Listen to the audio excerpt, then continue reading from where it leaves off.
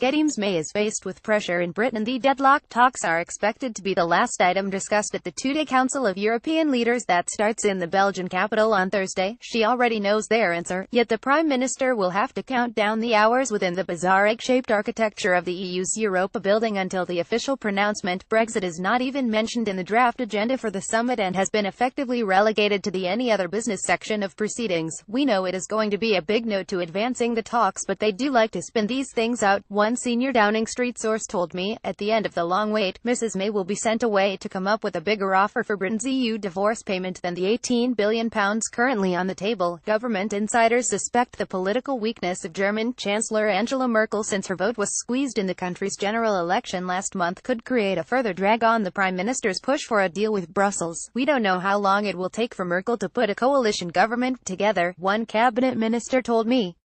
This could turn into a real problem for us. Ministers believe that Mrs Merkel is under pressure to look like she is driving a hard bargain in the negotiations because of fears that German taxpayers will have to pick up the bill for the loss of Britain's annual contribution to the EU budget.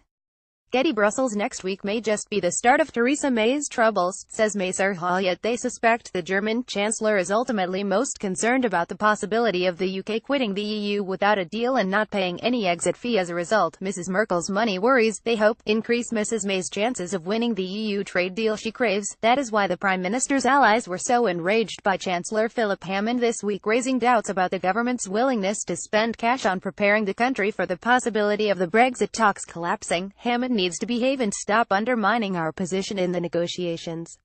He needs to show some positivity, one senior Tory MP said. Yet for all the anger at the Chancellor among Brexit enthusiasts at Westminster, many are reluctant to back Tory grandee Lord Lusson's call for his sacking. Bringing in somebody else would just create uncertainty at this time, and that's the last thing we need. But he does need to shape up and get behind Brexit, the senior MP added. On top of the divisions in her cabinet, Tory plotters wanting to replace Mrs May are refusing to give up despite their recent attempt to gather support for a leadership challenge fizzling out. This won't go away. It may go quiet for a few weeks, but calls for her to hand over to someone else will come back sooner rather than later, said one backbench plotter. The dangers for the Prime Ministers will intensify over the next 2 months, with what is bound to be a difficult budget in November and another EU summit deadline shortly before Christmas.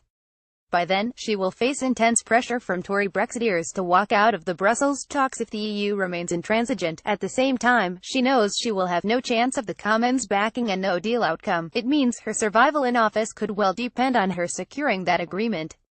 Allies say Mrs May is convinced she can get the deal she desires with Brussels, but so did her ill-fated predecessor David Cameron. Being forced to wait around in Brussels next week may just be the start of her troubles.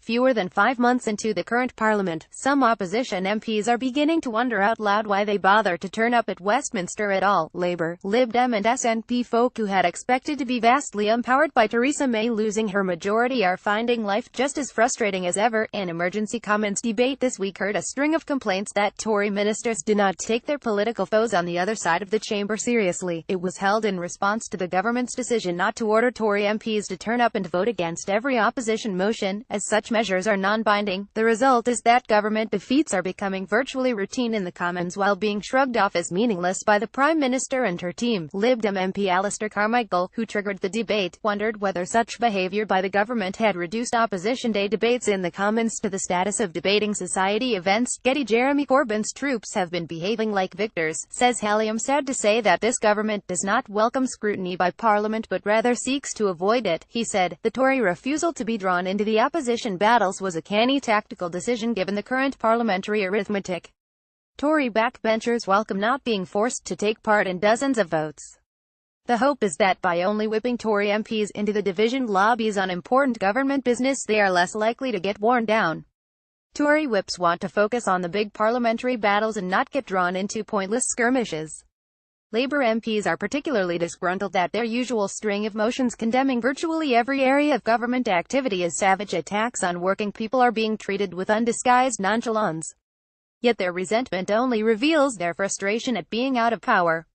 Since the general election, many of Labour leader Jeremy Corbyn's troops have been behaving like victors. Tory indifference at their point scoring in the Commons will teach them that coming a close second at the polls still means little under Westminster's winner-takes-all system.